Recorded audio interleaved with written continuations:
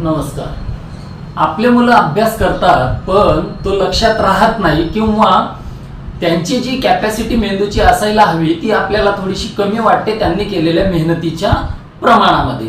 आणि असं असेल तर काही अशा पद्धती आहेत का ज्यांचा वापर केल्यानंतर आपण आपल्या मेंदूची कॅपॅसिटी वाढवू शकतो, त्यांच्या मेंदूची, त्यांच्या विचार करण्याची, त्यांच्या लॉजिक लावण्याची, त्यांच्या लक्षात ठेवण्याची आणि अभ्यास करण्याची ताकद ही काही वेगळ्या पद्धतींनी वाढवता येऊ शकते का, या गोष्टीचा आज आपण विचार करणार आहोत.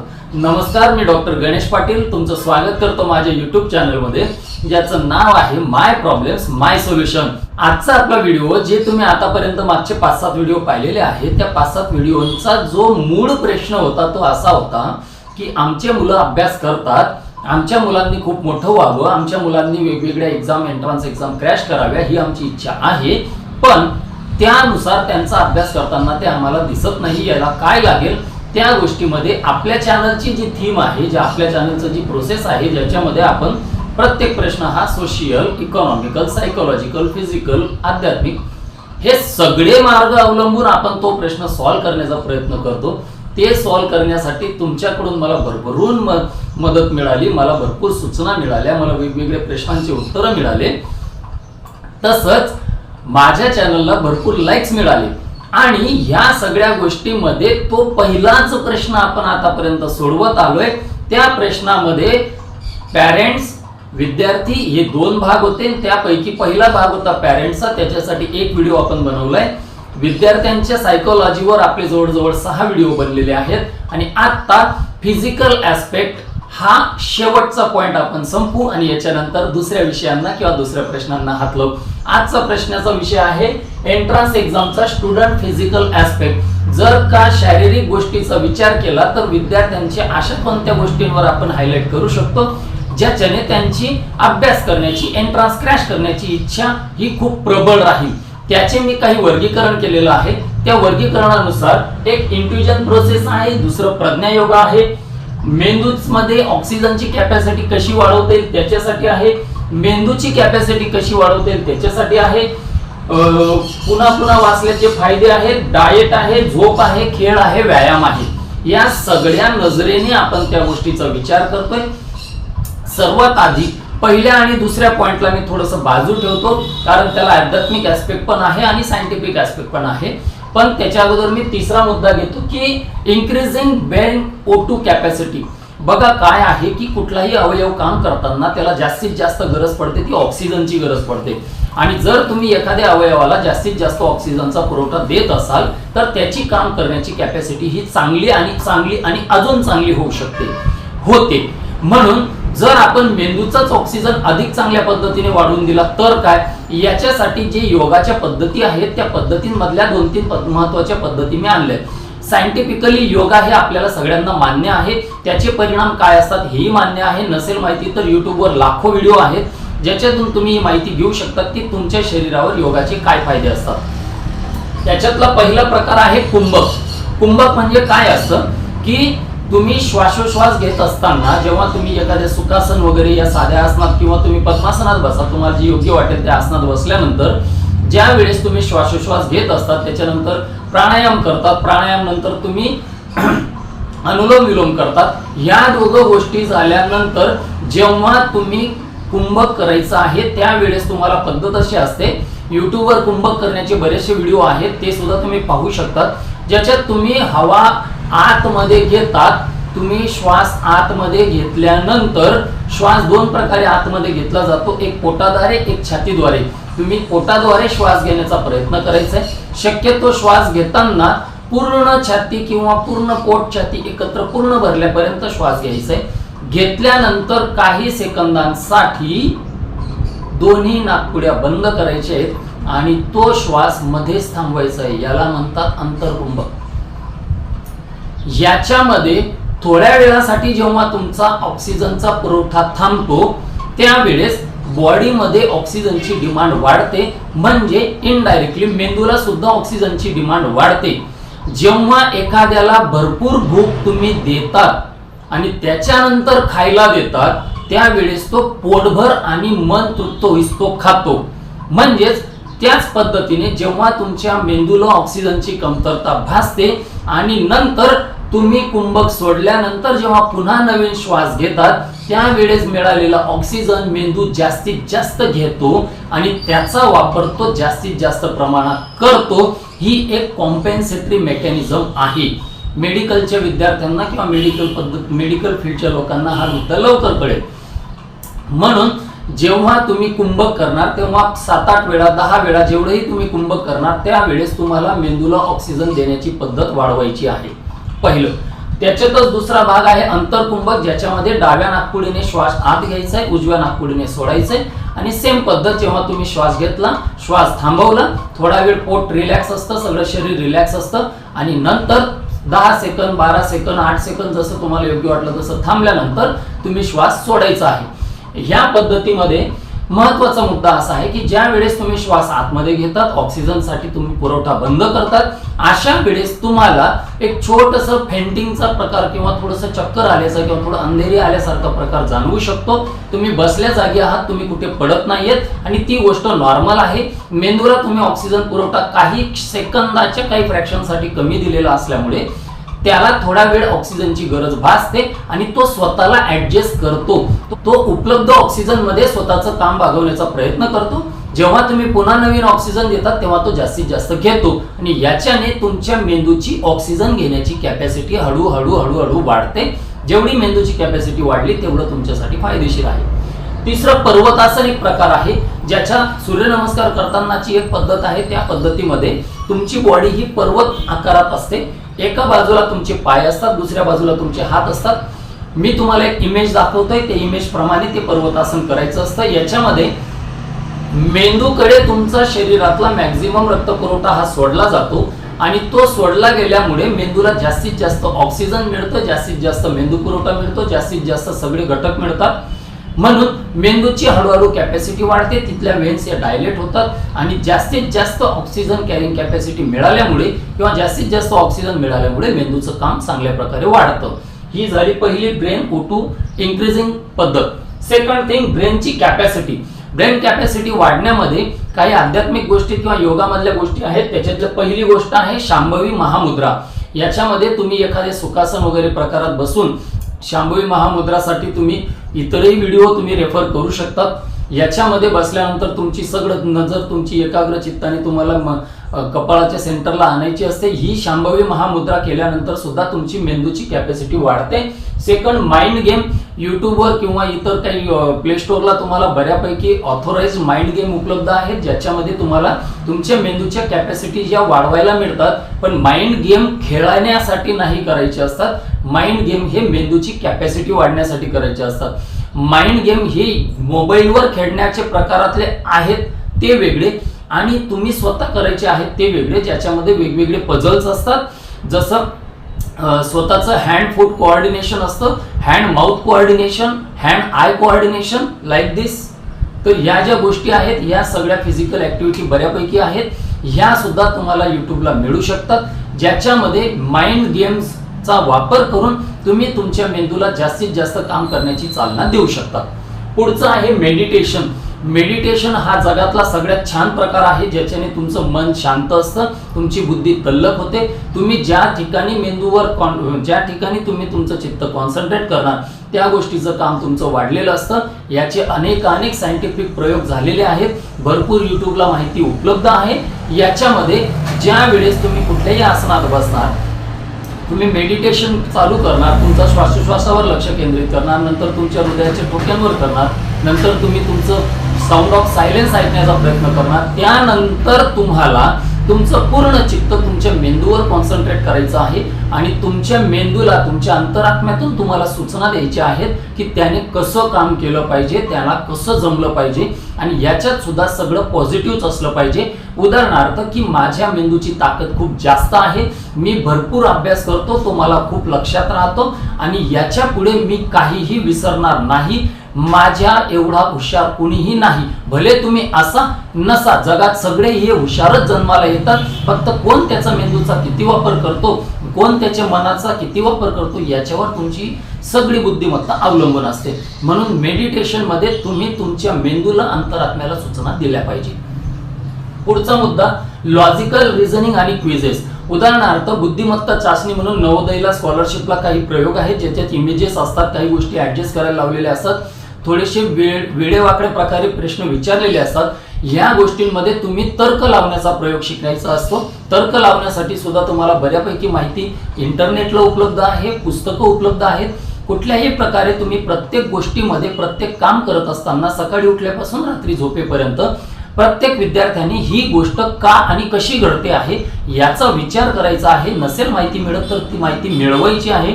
शिक्षकांकडून, आई वडिलांकडून, तुमच्या मोठ्या भावा बहिणींकडून तुम्हाला प्रत्येक गोष्टीचं उत्तर कसं मिळेल हे तुम्ही प्रयत्न करायचा आहे. जितके तुम्ही प्रश्न विचारण्याची सवय करून घ्याल तितके तुम्हाला उत्तरं मिळतील. जितके तुम्हाला उत्तरं मिळतील तितकं तुमचं नॉलेज वाढणार आणि ते उत्तर मिळवण्याला समोरच्याकडे मागायला जाण्या अगोदर जे तुम्ही स्वतः त्याचं उत्तर शोधण्याचा प्रयत्न करणार तेच लॉजिकल रिझनिंग तुमच्यासाठी खूप महत्वाचं आहे. तुमच्या मेंदूला तुम्ही जेवढं काम देणार तेवढा तो व्यवस्थितपणे स्वतःला डेव्हलप करणार. म्हणून तर्क लावणे किंवा लॉजिकल रिझनिंग हा एक पुढचा प्रयोग तुम्हाला करायचा आहे. त्याच्यानंतर माझा पुढचा सल्ला असा आहे की स्टे विथ नेचर. आपलं शरीर हे पंचमहाभूतांनी बनलेलं आहे, ज्याच्यातला सगळ्यात महत्वाचा घटक आकाश हा आहे. ज्याच्यामध्ये तुम्ही ओपन स्पेसमध्ये गेल्यानंतर किंवा निसर्गाच्या सानिध्यात गेल्यानंतर तुम्हाला खूप छान वाटतं. करून बघा, तुम्हाला छान वाटेल नक्कीच. तर ते का वाटतं त्याचं कारणच हे आहे की तुम्ही स्वतः बनलेलेच पंचमहाभूतांनी आहात. जर तुम्हाला नेचरमध्ये खूप छान वाटत असेल तर तुम्ही नेचरच्या सानिध्यात राहून अभ्यास करण्याचा प्रयत्न करा. जिथं कोणाचाही तुम्हाला डिस्टर्बन्स होणार नाही अशा जागेवर जा. पुन्हा पुन्हा अभ्यास केल्यामुळे, पुन्हा पुन्हा वाचल्याने तुम्हाला ज्या वेळेस तुम्ही प्रत्येक वेळी प्रत्येक पॉईंट हा वेगवेगळ्या वेळेस वेगवेगळ्या अँगलने वाचणार त्यावेळेस तुम्हाला प्रत्येक वेळी त्या पॉईंटमध्ये काहीतरी नवीन सापडत जाईल. म्हणून तुमचा अजून अभ्यास गडद होत जाईल. म्हणून सांगतोय जास्तीत जास्त नेचरच्या सानिध्यात जाण्याचा प्रयत्न करा. पुढचा मुद्दा आहे डाएट. डाएटमध्ये तुम्हाला सात्विक आहारची गरज आहे. मी मागेच बोललोय चौरस आहारची गरज आहे, तेही मी तुम्हाला सांगितलं होतं. पोट खुश तर मेंदू खुश. तुम्ही पोटातनं खुश असले, जसं काही एखाद्या झाडाच्या मुळीला पाणी सोडलं तर ते सगळ्या झाडाला प्रत्येक पानाच्या देठापर्यंत, प्रत्येक पानाच्या शेवटच्या टोकापर्यंत पोहोचतं. त्याप्रमाणे जसं तुमच्या पोटात तुम्ही पोटभर जेवण केलेलं असलं, तुमचं पोट शांत असलं तर त्याची सगळी एनर्जी तुमच्या बॉडीमध्ये ट्रान्सफर होत असते आणि ती एनर्जी ट्रान्सफर होत असतानाच तुमचा मेंदू सुद्धा शांत असतो. म्हणून पोट खुश तर मेंदू खुश. म्हणून जास्तीत जास्त सात्विक, चौरस, योग्य वेळेचा, योग्य पद्धतीचा आणि शांतपणे घेतलेला आहार हा तुमच्या विचारांवर खूप बदल करतो. आहार जसा घेणार तसे तुमचे विचार बनणार. तुमचे विचार जसे असतील तशी तुमची बुद्धी बनेल. तुमची बुद्धी जशी तसं तुमचं मन बनेल आणि तुमचं मन जसं तसं तुम्ही तुमचं काम करणार आहात. म्हणून जास्तीत जास्त सात्विक आणि चौरस आहार घेण्याचा प्रयत्न करावा. तामसी आहार घेण्याचा प्रयत्न करू नये. पुढचा मुद्दा आहे झोप. झोप ही कमीत कमी 7 ते 8 तास असलीच पाहिजे. असं काही बंधन नाहीये की तुम्ही सकाळी किती वाजता उठावं. बऱ्याचदा काही ठिकाणी विषय असतो की नाही तुम्ही सकाळी 4लाच उठलं पाहिजे, 5लाच उठलं पाहिजे. तर तसं काही नाहीये. तुमची झोप जेवढी आहे तेवढी झोप व्यवस्थित घ्या, पण ती कमीत कमी 7 ते 8 तासाची, जास्तीत जास्त सुद्धा 7 ते 8 तासाचीच असावी. कारण जास्त झोप सुद्धा घातक आहे, कमी झोप सुद्धा घातक आहे. म्हणून ठरलेल्या प्रमाणात घेतलेली जी झोप आहे ती झोप घेताना सुद्धा तुम्हाला 2-3 गोष्टींचा वापर करायचा आहे. पहिली गोष्ट, झोपायला जाताना सर्व बॉडी, सर्व पार्ट्स हे तुम्ही रिलॅक्स सोडून द्यायचे. त्याच्यात जमलं तर सेल्फ हिप्नोटिझमचा प्रयोग करून बघा, त्याची माहिती तुम्हाला युट्यूबला मिळून जाईल. त्याच्यातल्या त्याच्यात तुम्हाला शवासनात झोपताना कसं झोपायचं असतं ते शिकून घ्या आणि ते शिकल्यानंतर जी तुमची झोप होईल ती परिपूर्ण झोप राहील. झोपताना कुठलेही विचार मनात आणायचे नाहीये. थॉट फ्री राहण्याचा प्रयत्न करायचा. नो थिंकिंग, कुठल्याही गोष्टीचा विचार करू नये. अभ्यास, चिंतन, मनन हे तुम्ही दिवसभर करत बसा. एक गोष्ट मात्र लक्षात ठेवा, ज्या वेळेस तुम्ही काहीही करत असाल तेव्हा एक गोष्ट करताना ती एकच गोष्ट करा. मी पाणी पित असेल तर मी पाणीच पिलं पाहिजे. मी झोपत असेल तर मी झोपलंच पाहिजे. मी मागच्या व्हिडिओमध्ये सांगितलं होतं, तुम्ही खेळत असाल तर तुम्ही खेळलंच पाहिजे. त्यावेळेस तुमच्या मनात अभ्यासाचा विचार नसावा. तसं तुम्ही झोपत असाल तर तुम्ही झोपलंच पाहिजे. यावेळेस तुमच्या मनात कुठलेही विचार नाही पाहिजे. पुढची गोष्ट, खेळ. तुम्ही खेळ जे आहेत ते खेळलेच पाहिजे. त्याच्याशिवाय तुमच्या शरीराला व्यायाम मिळत नाही. खेळ हे इंडोर किंवा आउटडोर असावे. जो प्रयोग मी मागच्या व्हिडिओमध्ये सांगितला होता की मनोरंजन काय असतं, मनोरंजन मध्ये तुम्ही टीव्ही, मोबाईल, खेळ हे जे काही करत असाल त्याच्यातले जो खेळ प्रकार आहे तो तुम्ही दोन प्रकारे विभागतात. एक इंडोर गेम्स, एक आउटडोर गेम. याची माहिती तुम्हाला मिळते. इंडोर आउटडोर दोन्ही प्रकारचे गेम हे तुमच्या दिवसभराच्या केलेल्या टाइम टेबल नुसार ऍडजस्ट करा आणि त्याच्यात जो मनोरंजनाचा पार्ट आहे त्याच्यात इंडोर गेम बसवता आला तर बसवा, जो खेळण्याचा पार्ट आहे त्याच्यात आउटडोर गेम बसवण्याचा प्रयत्न करा. याच्यातही पुन्हा सांगतो, जेव्हा तुम्ही ते करत असता त्यावेळेस तुमच्या मनात दुसरे विचार अभ्यासाचे वगैरे नसावे, खेळताना फक्त खेळाचाच विचार असावा. शेवटचा मुद्दा, व्यायाम. सगळ्यात महत्वाची गोष्ट अशी आहे की बळकट शरीर असलं तरच त्याच्यात बळकट मन राहू शकतं. शरीर बळकट असणाऱ्याचे हजारो फायदे तुम्हाला माहिती आहेत आणि या सगळ्या फायद्यांचा वापर तुमची बुद्धिमत्ता वाढायला, तुम्ही कमीत कमी आजारी पडायला, तुमचं पचन चांगलं असायला, तुम्ही फ्रेश असायला, तुम्ही आनंदी असायला, या सगळ्या गोष्टींना कशाचा फायदा होईल तर व्यायामाचा. त्याच्यात कोणते हार्मोन्स होतात, काय येतात, कशा होतात हे सगळं तुम्हाला अगोदर माझं सांगितलं गेलेलं आहे. म्हणून सांगतोय, जास्तीत जास्त सकाळची 1 तासाची वेळ किंवा संध्याकाळची 1 तासाची वेळ ही योग्य वेळ ठरवा. शक्यतो उपाशीपोटी असावं, काहीतरी फ्रेश तुम्ही पाणी वगैरे पिऊन मगच तुम्ही व्यायामाला सुरुवात करावी. कुठल्याही प्रकारातले व्यायाम एकसारखे करू नका. जिम करताय म्हणून जिमच करू नका, योगा करताय म्हणून योगाच करू नका, रनिंग करताय म्हणून रनिंग करू नका, सायकल करताय. एकच व्यायाम जास्तीत जास्त जर करायला गेलेत कदाचित तुमचं मन त्या रिपीटेड गोष्टींनी बोर होऊ शकतं आणि बोर्डम तर तुम्हाला लवकर होत असतो, कारण ज्याला करायला काहीच नसतं त्याला लवकर बोर होत असतं. जर तुम्ही तुमचे टार्गेट फिक्स केलेले असतील, जर तुम्ही तुमचं ध्येय फिक्स केलेलं असेल तर या गोष्टींमध्ये तुम्ही माघार घेणार नाही. व्यायाम हा व्यायामासारखा करा, जमलं तर अलटून पलटून करा. आपल्याला व्यायाम ही बॉडी दाखवण्यासाठी करायचा नाहीये, आपल्याला व्यायाम हा सुदृढ राहण्यासाठी करायचा आहे, ज्याच्यात तुमच्या शरीराच्या सर्व हालचाली आणि मेंदू या दोन्ही गोष्टी, महत्वाचं म्हणजे त्या तुम्हाला आनंदी, हॅप्पी, सुदृढ, आजारी नसलेल्या अशा असायला हवेत आणि त्या असण्याचा फायदाच तुमचा अभ्यास जास्तीत जास्त वेळ करण्याला आहे. तुम्ही आजारी पडले 2-3 दिवस तुमचे वाया जाणार, त्याच्यामुळे तुमचं नुकसान होईल आणि ते नुकसान झाल्याची भर पुन्हा ती काढण्यासाठी तुम्हाला एक्स्ट्रा आवर्स द्यावे लागतील. त्यापेक्षा योग्य व्यायाम योग्य पद्धतीने व्यवस्थित गायडन्सने करायचं आणि व्यायाम केल्यानंतर तुम्ही हळूहळू त्याची सवय करायची. आणि व्यायाम केल्यानंतर जर तुम्हाला पुढच्या वेळेस तो व्यायाम करण्यासाठी तुमचं मन तयार होत नसेल तर मी पहिल्याच व्हिडिओमध्ये सांगितलं आहे की आत्मा, मन, बुद्धी कसं काम करतं. तुमच्या मनाला आवर घालण्यासाठी तुमचं मन तुमच्या ध्येयाकडे पक्क असलं, तुमची बुद्धी तुमच्या ध्येयाकडे पक्की असली पाहिजे. आज 1 दिवस टाळलात तर पुढचे 2 दिवस तो तुम्हाला टाळायला तुमचं मन भाग पाडेल. त्याच्यामुळे सुरुवातीला 21 दिवस न टाळता तुमची बुद्धी पक्की ठेवून तुम्ही तुमचा व्यायाम केला पाहिजे. या सगळ्या गोष्टीत मी पहिले 2 पॉइंट सोडलेले होते. त्याच्यात होतं प्रज्ञा योगा आणि इंट्युजन प्रोसेस. इंट्युजन प्रोसेस ही अध्यात्माचा विचारच केल्यानंतर पंडितजी श्री रविशंकरजी यांच्या जर माध्यमातून तुम्ही गेले तर इंट्युजन प्रोसेससाठी तुम्हाला काहीतरी 6,500 रुपये वगैरे फी आहे एका विद्यार्थ्याची.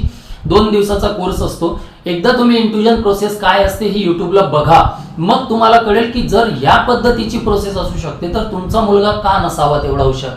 ज्याच्यात तुमच्या मुलाच्या डोळ्याला पट्टी बांधून जर तो चित्र रंगू शकत असेल, तुमच्या मुलाच्या डोळ्याला पट्टी बांधून जर तो समोरचे रंग ओळखू शकत असेल, तुमच्या मुलाच्या डोळ्याला पट्टी बांधून जर तो डायसवर किती आकडे आले हे सांगू शकत असेल, तर how is it possible? It is not a magic, it is a science. आणि त्याच्या मागे नुसतं सायन्स नाही तर अध्यात्म सुद्धा आहे.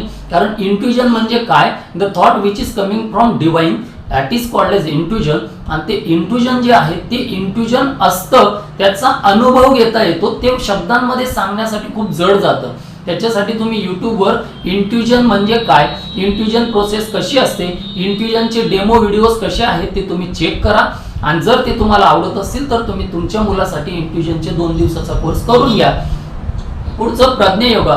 इंट्युजन प्रोसेस किंवा इंट्युजन योगा शिकण्यासाठी अगोदर तुम्हाला प्रज्ञा योगा शिकणं गरजेचं आहे. प्रज्ञा योगामध्ये काही आसन आहेत, मी ते आसन तुम्हाला सांगतो. एकामागून एक जसं सूर्यनमस्काराच्या आसनांची लिस्ट असते त्याप्रमाणे आपण केल्यानंतर सूर्यनमस्कार पूर्ण होतो, तसं प्रज्ञा योगाचा एक सेशन पूर्ण होण्यासाठी हे 16 योग आहेत जे एकत्र केले जातात. त्या पद्धतीचे मी तुम्हाला चित्रात दाखवतो. त्या पद्धतीने 1, 2, 3 प्रमाणे ते करायचे. रोज सकाळी हे केलेच गेले पाहिजे.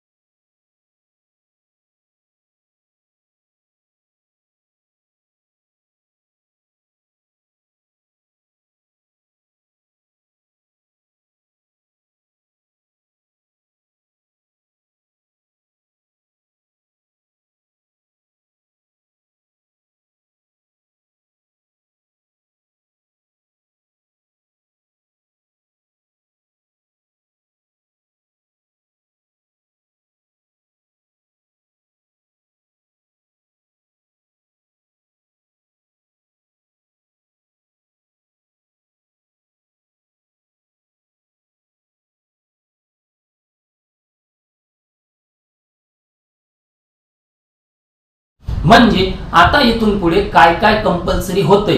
पहिली गोष्ट तुम्हाला प्रज्ञायोगा कंपल्सरी आहे, दुसरी गोष्ट तुम्हाला मेडिटेशन कंपल्सरी, तिसरी गोष्ट तुम्हाला अनुलोम विलोम कंपल्सरी आहे, चौथी गोष्ट तुम्हाला प्राणायाम कंपल्सरी, पाचवी गोष्ट तुम्हाला कुंभक कंपल्सरी. या गोष्टी तुमच्या मेंदूच्या ताकदीसाठी आहेत आणि यानंतर मग तुम्ही दुसरा वेळ काढायचा आहे, जो वेळ तुमचा रेग्युलर व्यायामासाठी असेल. मग त्याच्यात तुम्ही योगा करा, जिम करा, बाहेरचे खेळ खेळा, काहीही करा. या सगळ्या पद्धतीचा प्रयत्न हाच आहे की कुठल्याही मार्गाने तुमच्या मेंदूची ताकद वाढली पाहिजे. अपेक्षा करतो आतापर्यंतचे जेवढे सगळे व्हिडिओ आहेत याच्यामध्ये जो माझा प्रश्न तुम्ही मला दिलेला होता त्या प्रश्नाचे सगळे उत्तर तुम्हाला मिळालेले असतील. एकच गोष्ट केल्यानंतर मेंदूची ताकद वाढेल यापेक्षा सगळ्या गोष्टी एकत्र वापरल्यानंतर त्याचा जास्तीत जास्त फायदा होतो हे मी स्वतः पाहतोय लोकांमध्ये. तर प्रयत्न हा करा की सगळ्या गोष्टीचं एक टाइम टेबल बनवा. तुमच्या सकाळपासून संध्याकाळपर्यंतचं तुम्ही आतापर्यंत जे काही माझे व्हिडिओ ऐकलेत त्याप्रमाणे तुमचं टार्गेट फिक्स केलंय तर तुम्ही एकही मिनिट वाया घालवायचा नाही. सकाळपासून रात्री झोपेपर्यंतचं एक टाइम टेबल बनवा. त्याच्यामध्ये प्रत्येक गोष्टीचं एक वेगवेगळं स्थान द्या. अगदी जेवण, आंघोळ, कपडे बदलणं, तयारी करणं, शाळेत जाणं, शाळेतून येणं, खेळायला जाणं, व्यायाम करणं, या सगळ्या गोष्टींची एक योग्य मांडणी करा. त्याप्रमाणे स्वतःच्या आयुष्याला शिस्त लावा. मनापासून काम करा, मनापासून अभ्यास करा. एक दिवस तुमचं ध्येय तुमच्या पायावर लोळण घेतल्याशिवाय राहणार नाही. रामकृष्ण हरी.